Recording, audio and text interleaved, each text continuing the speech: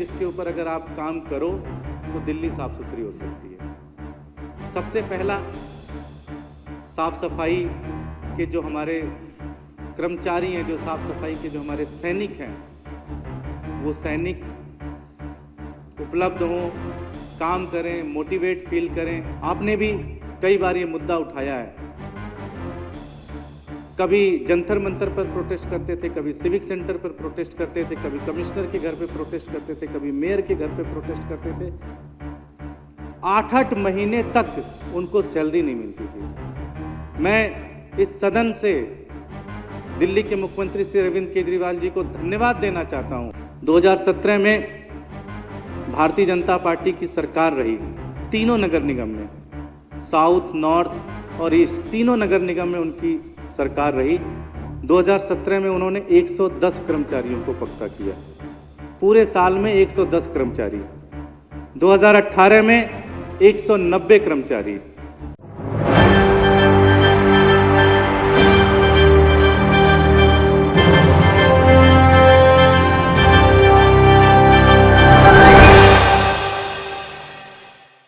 हर बार कसमकस स्थिति वही रहती थी। अगर 2021-22 का आप डेटा देखें, जब भारतीय जनता पार्टी उस समय शासन में थी, तो 45 शहरों में 43वें स्थान पर दिल्ली का नंबर था। 45 शहरों का सर्वेक्षण हुआ और उसमें से 43 स्थान पर दिल्ली आई। टॉप 10 छोड़िए, टॉप 20 छोड़िए, टॉप 25 छोड़िए, 43वें स्थान पर आई। इसीलिए भारतीय जनता पार्टी के साथी जो हैं इस मुद्दे पर चर्चा नहीं करना चाहते। उनका एक काम था दिल्ली को साफ करना, लेकिन उस काम में पूरी तरह से फेल हुए। जब भी हम सोचते हैं कि भाई दिल्ली को साफ करना है, तो कई बार ऐसा लगता है कि बड़ा कठिन काम होगा दिल्ली को साफ करना। 8 महीने हमारी सरकार बने हुए एमसीडी में हुआ, और आज जहां भी आप जाएं, जिस भी तरफ जाएं, लोग ये कहते हैं कि भाई पहले से ज़्यादा बेहतरीन व्यवस्था हो गई एमसीडी में साफ सफाई की। अब कूड़ा उठ जाता है, कंप्लेन पता है कहाँ पे करना है। कंप्लेन करना हो 311 पे कंप्लेन कर देते हैं, 2 घंटे 3 घंटे उसके अंदर कूड़ा उठ जाता है। हमारे साथी कुलदीप भाई बैठे हुए हैं, एक दिन मुझे बता रहे थे कि 3 महीने से एक जगह कूड़ा पड़ा रहा। जैसे ही हमारी सरकार बनी और हमने जैसे 311 ऐप लॉन्च किया, इन्होंने कहा मैंने तो बस मजाक में टेस्ट करने के लिए 311 ट्राई किया, और बता रहे थे 2 घंटे के अंदर वहां पे आके कूड़ा साफ कर दिया पुरकर से। तो पहली बार दिल्ली वालों को भी एक सहभागिता मिली है कि वो दिल्ली कैसे साफ कर सकते हैं। जब भी हम साफ सफाई की चर्चा करते हैं तो साफ सफाई कोई रॉकेट साइंस नहीं है। 2 मेन मुद्दे हैं जिसके ऊपर अगर आप काम करो तो दिल्ली साफ सुथरी हो सकती है। सबसे पहला, साफ सफाई के जो हमारे कर्मचारी हैं, जो साफ सफाई के जो हमारे सैनिक हैं, वो सैनिक उपलब्ध हों, काम करें, मोटिवेट फील करें, उनको लगे कि हाँ वो एक बहुत बड़े यज्ञ में भागीदारी कर रहे हैं, एक बहुत बड़ा काम कर रहे हैं। और साथ ही साथ जब वो कर्मचारियों को जो संसाधन चाहिए, जो औजार चाहिए जिसके माध्यम से वो साफ सफाई कर सके, व्हील वैरो चाहिए, कहीं कहीं फावड़ा चाहिए, कहीं कहीं कुछ गाड़ियाँ चाहिए। दुर्भाग्य की बात ये रही कि 15 सालों में कर्मचारी तो थे, लेकिन कर्मचारियों के पास कभी कर्मचारी नहीं, तो कभी अगर कर्मचारी हैं तो उनके पास कोई औजार नहीं।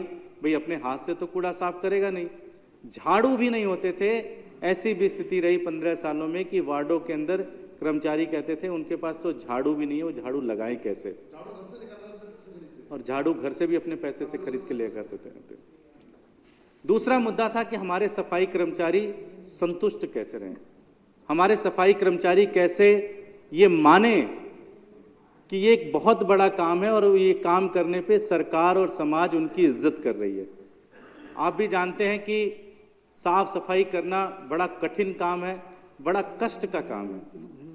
आज ठंडी में नालियों के अंदर सफाई करना, फिर उस नाली के अंदर जो सिल्ट निकलती है, जो कूड़ा इकट्ठा होता है, उसको फिर उठाकर दूसरी जगह लेके जाना, और कोई भी समाज का व्यक्ति उनसे बातचीत भी सही से नहीं करता। एक बड़ी अजीब सी बात आपको बताऊंगा, शायद पूरी दिल्ली में लोगों को नहीं पता होगा कि सफाई कर्मचारियों के लिए वार्ड में अगर वो 7 बजे आते हैं और 12 बजे, 1 बजे तक, 2 बजे तक, जब तक उनकी ड्यूटी रहती है, उस वार्ड में उनके बैठने की भी कहीं व्यवस्था नहीं है, उनके पानी पीने की भी कहीं व्यवस्था नहीं है, उनको वॉशरूम जाने की भी कहीं व्यवस्था नहीं है। और कोई अच्छे लोग निकल गए तो उन्होंने अपने घर से पानी दे दिया तो दे दिया, नहीं तो खासकर जो हमारी महिला सफाई सैनिक हैं उनके लिए तो और भी बड़ी स्थिति हो जाती, खराब हो जाती है। ये स्थिति 15 साल में भारतीय जनता पार्टी ने सफाई कर्मचारियों की दिल्ली के अंदर करके दी। अब आप ये सोचें कि इस व्यवस्था से दिल्ली साफ हो जाएगी, दिल्ली साफ नहीं हो सकती। इस तरह की अमानवीय कंडीशन में अगर आप उनको रखोगे और फिर आप उनसे सोचोगे कि वो दिल्ली साफ करेंगे, दिल्ली साफ सुथरा करके नंबर 1 पोजीशन पे लेके आ जाएंगे, वो नहीं हो सकता। अध्यक्ष महोदय, ये सफाई कर्मचारी, मैंने तो एक बताया अमानवीय व्यवस्था, दूसरी जो सबसे बड़ी दिक्कत होती थी, इनको तनख्वाह नहीं मिलती थी। आपने भी कई बार ये मुद्दा उठाया है।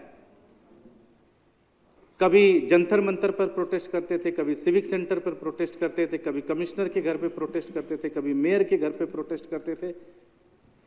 8-8 महीने तक उनको सैलरी नहीं मिलती थी।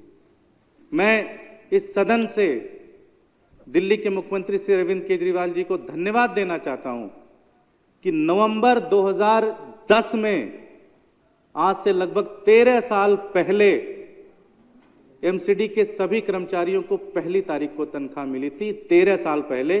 और इस साल अगस्त महीने के अंदर हमारी सरकार बनने के मात्र 6 महीने के अंदर ग्रुप ए से लेकर ग्रुप डी तक सारे कच्चे पक्के जितने भी कर्मचारी थे, सबको 1 तारीख को हम लोगों ने तनख्वाह दी है, मात्र 6 महीने के अंदर। भारतीय जनता पार्टी जो काम 13 साल में नहीं कर पाई, अरविंद केजरीवाल जी ने मात्र 6 महीने के अंदर वो काम करके दे दिया। एक बहुत बड़ा मुद्दा रहता है कि कच्चे कर्मचारी और पक्के कर्मचारी का। कच्चे कर्मचारी 15,000, 16,000, 20,000 जो न्यूनतम वेतन है वो मिलता है। उसमें आप उनसे बहुत ज़्यादा अपेक्षा करें कि वो घर भी चलाएंगे, सफाई भी करेंगे, अपने यहाँ से दूसरे जगह से वहाँ ड्यूटी करने भी आएंगे, उसका भी खर्चा देंगे, बड़ा मुश्किल काम होता है। सफाई कर्मचारियों का एक बहुत बड़ा मुद्दा है कि उन्हें पक्का किया जाए, उनकी जो कंडीशन है उसको ठीक किया जाए। मुझे बड़ी शर्म आती है ये बात बताते हुए। आज अभी लीडर ऑफ अपोजिशन साहब ये कह रहे थे कि आप नियमितीकरण करो, हम साथ में हैं, और भारतीय जनता पार्टी तो पूरी तरह से खुल के इसका समर्थन करती है। मैं आपको एक डेटा देता हूं। 2017 में भारतीय जनता पार्टी की सरकार रही, तीनों नगर निगम में, साउथ, नॉर्थ और ईस्ट, तीनों नगर निगम में उनकी सरकार रही।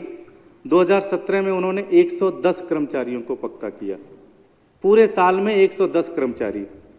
2018 में 190 कर्मचारी, 2019 में 294 कर्मचारी, 2020 में 198 कर्मचारी, 2021 में 408 कर्मचारी।